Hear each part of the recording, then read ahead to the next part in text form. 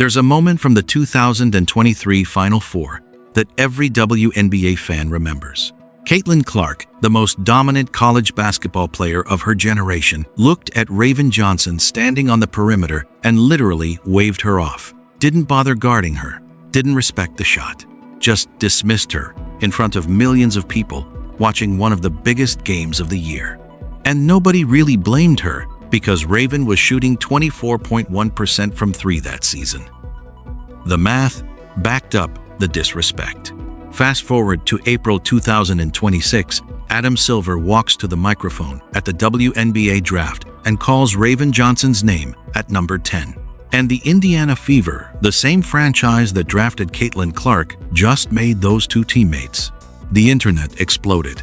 The takes were immediate. Another guard? At 5'8"? When the Fever desperately need size? The confusion was loud, and honestly, it made sense on the surface. But here's what the surface never shows you. Because when you dig into who Raven Johnson actually is, what she's overcome, what she's transformed into, and what this team is quietly building, the pick doesn't just make sense. It becomes one of the most calculated moves the Fever have made since the day they drafted Clark herself. That wave-off wasn't just disrespect. It was a public humiliation broadcasted on national television during a Final Four matchup, and it lit a fire that quietly burned for 2 full years. Go back and watch the clip. Clark sizes up the defense, recognizes Raven on the perimeter, and physically gestures her away. She wasn't calling for a screen. She was telling her own offense, "Don't worry about her. She can't hurt us." It was cold, calculated, and statistically justified. Raven was shooting 24.1% from three that season. At that range, she was practically a ghost on offense. Clark didn't need to expend any defensive energy on someone who wasn't a shooting threat. And that decision, in that moment, became the most defining thing that ever happened to Raven Johnson's career. Because she didn't forget it. She went back to Columbia. She went back into the gym. She spent an entire off-season completely rebuilding her jump shot mechanics, release point, footwork, all of it. And when the 2024 NCAA championship arrived, and Raven found herself matched up against Clark again, the result was almost poetic. Clark scored 18 points in the first quarter. 18. She looked unstoppable. And then Raven Johnson switched onto her, and everything changed. 5 of 20 from the field. That's the final shooting line Clark posted when Raven was her primary defender for stretches of that game. There were possessions where Raven didn't just slow Clark down, she erased her completely. Forced her into pull-up threes from 30 feet. Made her fight for every inch of floor space. Turned the most electric offensive player in college basketball history into someone searching for answers. Now think about what that tells you. A player who was publicly dismissed as a non-threat in 2023 became the primary reason the best player in the country went cold during the national championship game in 2024. That's not luck. That's obsession. That's someone who took the worst moment of their career and used it as fuel. And here's the part that should make every Indiana Fever fan genuinely excited. Raven is now going to line up against Caitlin Clark in practice every single day. She's going to push her, test her, and force her to work for every rep.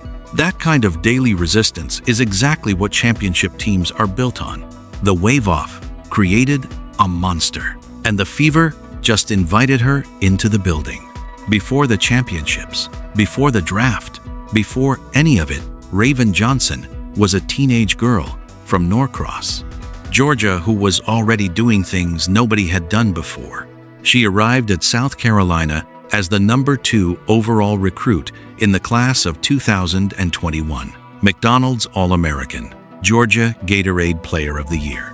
And then she did something that had never happened in the history of the event she played in a men's All-American game, the 2021 Iverson Classic.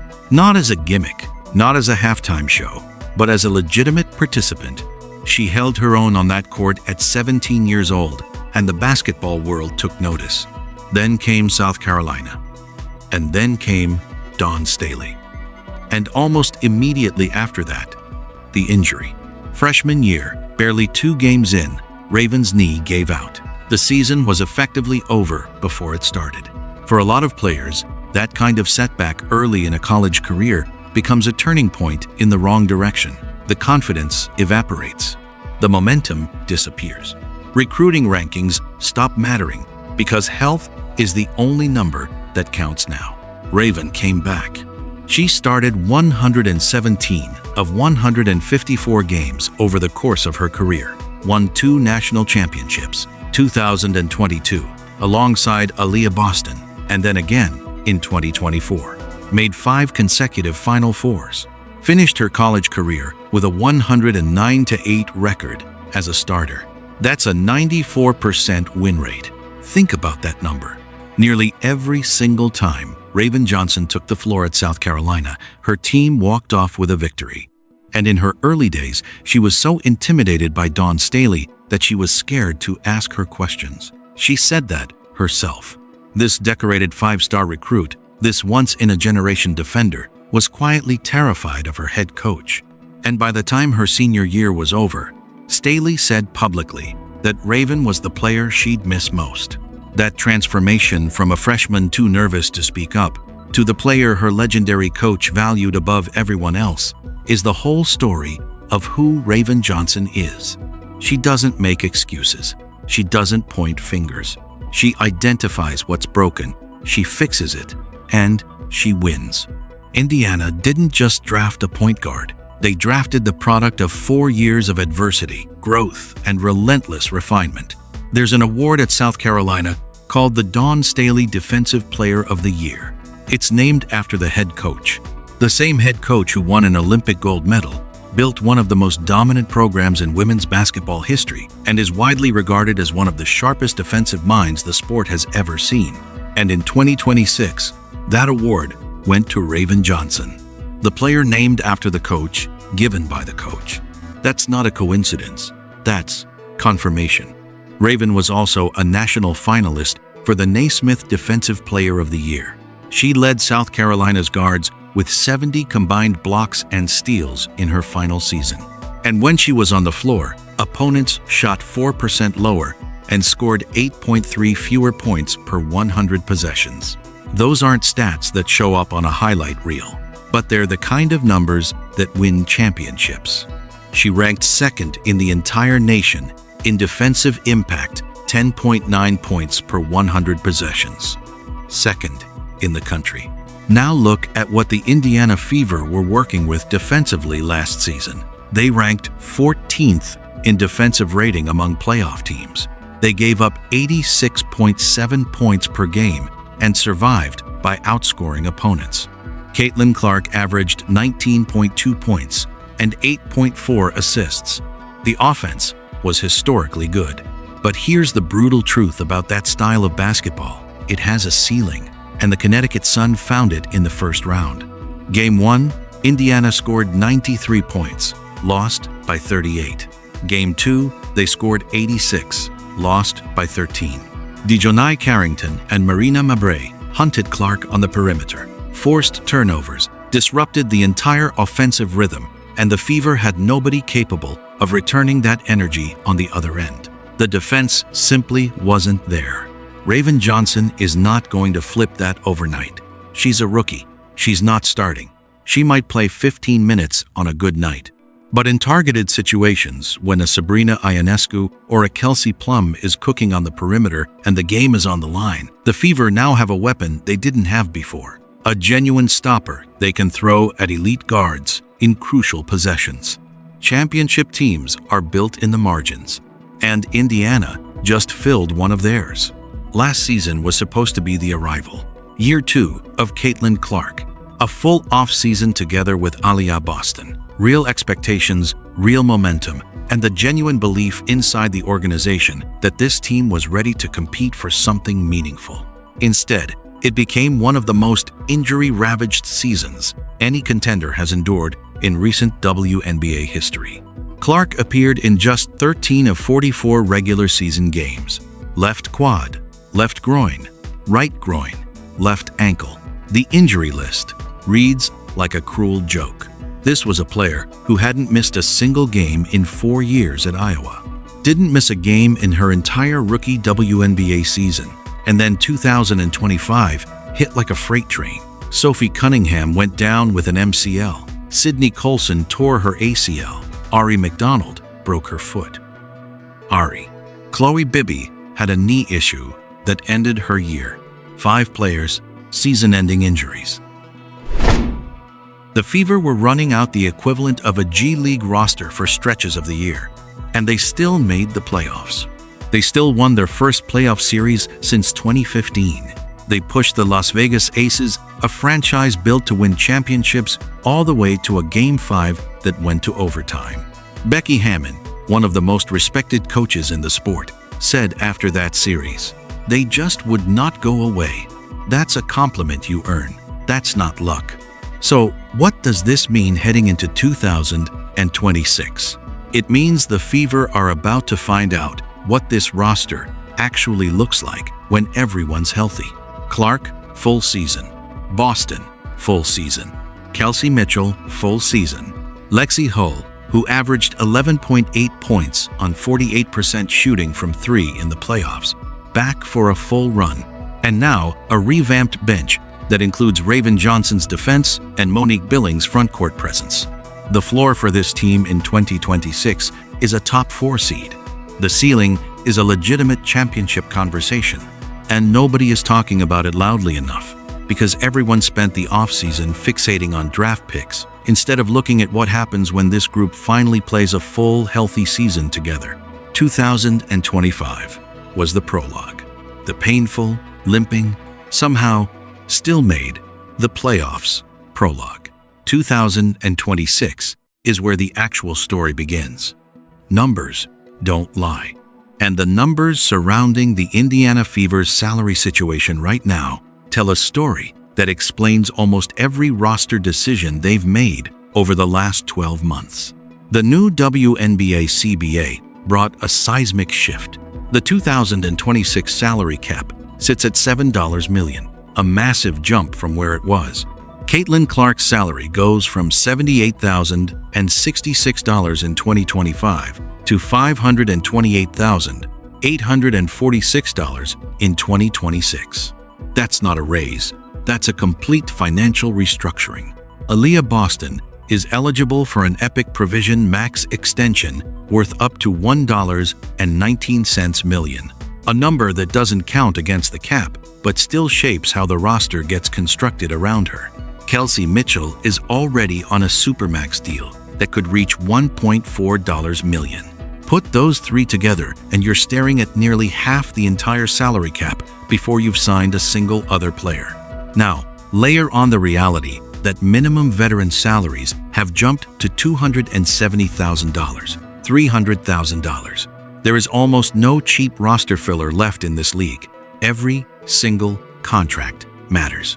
Every decision has downstream consequences. And that context is exactly why Temi Fagbenle is now playing in Toronto. Reports surfaced of communication-style friction in the locker room. Nothing extreme, but enough to create tension. And when the Toronto Tempo came in, offering $1 million, the Fever had a decision to make. They couldn't match it. Not with Boston and Clark's deals looming. Not with Mitchell already locked in at the top of the pay scale. So they let her walk. And they took the criticism publicly for it. But here's what that move was really about. It was about keeping flexibility for a roster that's about to undergo serious reconstruction around 3 max-level players. And a rookie on a cost-controlled contract, someone who will make a fraction of what any veteran free agent commands, becomes one of the most valuable assets you can have in that environment. Raven Johnson isn't just a basketball pick. She's a financial instrument, a multi-year, low-cost, high-upside contributor who gives the Fever options they wouldn't have if they'd spent that roster spot on another veteran deal. The salary clock is ticking loudly in Indianapolis, and every move they make right now is being made with one eye on the championship window and one eye on the spreadsheet.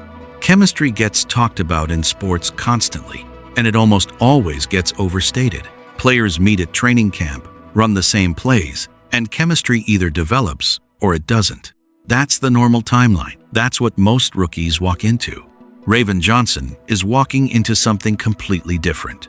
Aaliyah Boston and Raven Johnson won a national championship together at South Carolina in 2022. These two have already been through the kind of pressure that breaks most people: elimination games, championship expectations, the weight of a program that doesn't accept losing.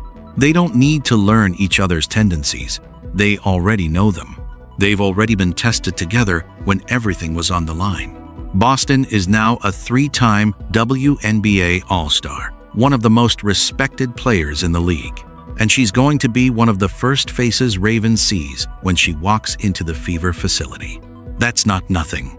That's a lifeline for a rookie trying to navigate the most difficult transition in basketball. Tyasha Harris is also in that locker room, another South Carolina alumna, signed as a veteran backup. Raven now has 2 people in her corner who already know who she is before a single practice rep has been taken. And then there's Monique Billings. The Fever signed Billings as a key frontcourt addition. She shot 81% at the rim last season and built real on-court chemistry with Clark during Team USA FIBA qualifiers. The Fever are quietly assembling a locker room where familiarity runs through almost every connection on the roster. Raven herself said in her draft interview that she planned to be a gnat, constantly asking Clark, Boston, and Mitchell questions, following them around, learning everything she can. That's not someone coming in with an ego. That's someone who understands exactly where she sits on this roster and is choosing to use that position to get better as fast as humanly possible. The best thing that can happen to a young player is landing in a room full of veterans who win, who invest in the people around them, and who hold everyone to a standard. Raven just walked into exactly that room. The reunion makes the transition faster. And in a league where the margin between a playoff exit and a championship run is razor thin, faster matters enormously. Let's go back to that wave off one more time, because it wasn't just about ego. It was a calculated defensive decision based on a real weakness. Raven Johnson shot 24.1% from 3 in the 2022-23 season. That's not a slump. That's a legitimate hole in her game that anyone who watched film on her knew about and could exploit.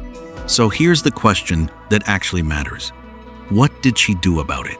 She shot 39.8% from 3 in her final season at South Carolina, career best. She shot 50.6% from the field overall, also a career best. 2. And against ranked opponents specifically, she shot 53% from the field and averaged 11.6 points per game. She didn't just fix the weakness. She turned it into a strength in the games that mattered most. That jump from 24% to nearly 40% is not something that happens by accident. That's not a favorable shooting schedule. That's an enormous amount of work: film sessions, mechanical adjustments, repetition, and the mental toughness to keep shooting confidently after spending an entire season being waved off by the best player in the country. Most players would have shied away from the shot after that moment. Raven shot more of them. She also posted a career-high 22 points and 8 assists in the SEC tournament semifinal, ranked 4th in the nation in assist-to-turnover ratio at 3.41. That ratio doesn't happen by accident either. It's the sign of a player who processes the game quickly, who doesn't force things, and who keeps the offense moving without introducing chaos. The Associated Press recognized the full package transformation: 3rd-team All-American, SEC Defensive Player of the Year. Those 2 awards together tell the complete story. She's no longer a one-dimensional stopper who can't be trusted with the ball in her hands. She's a two-way player who earned recognition on both ends in the same season. Now, is she going to walk into the WNBA and immediately shoot 40% from 3 against professional defenders who've spent years studying opposing tendencies? Probably not right away. There's always an adjustment period. But the shooting mechanics are there. The confidence is there. The track record of improvement is there. She went from getting waved off to being an All-American. The Fever are betting she does it again at the next level. Step back from the noise for a moment. Stop looking at the individual pick. Look at the whole board. The Indiana Fever made the playoffs in 2024 with a team most analysts picked to win 15 games. They made the playoffs again in 2025, with 5 players lost to season-ending injuries and their best player appearing in less than a third of the regular season games. Stephanie White earned Coach of the Year consideration both times.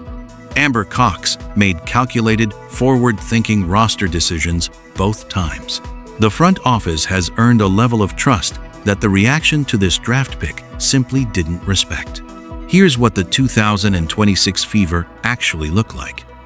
Caitlin Clark, healthy, entering year 3 of her professional career with a full off-season of development.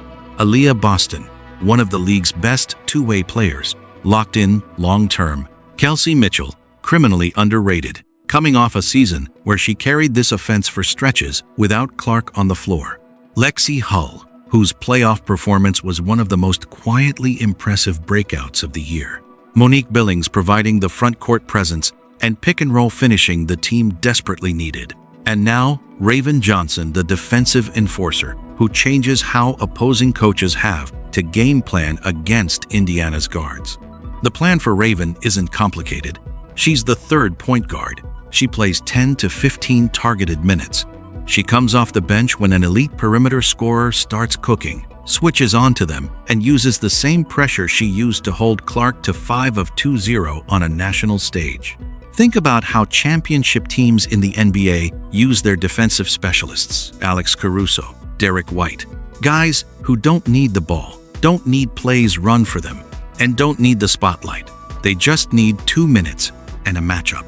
And there's one more layer to this that nobody is really mentioning. Raven's boyfriend, Nick Emenwari, just won the Super Bowl with the Seattle Seahawks. Her entire environment right now is built around people who win at the highest level. That kind of culture seeps into everything: the preparation, the standards, the expectations. The Fever aren't building for this summer. They're building for the next 3 to 4 years. And Raven Johnson, the player Caitlin Clark once waved away, is now a piece of that foundation. The rivals should probably start paying attention. Here's what this all comes down to. Draft picks at number 10 are never supposed to be stars. They're supposed to be contributors, players who fill a specific role, grow into the system, and become the pieces that championship teams quietly point to when they're holding the trophy. Raven Johnson has defensive skills that translate immediately. She has championship experience that most rookies spend years trying to build. She has a proven ability to identify her weaknesses and come back the following season having fixed them.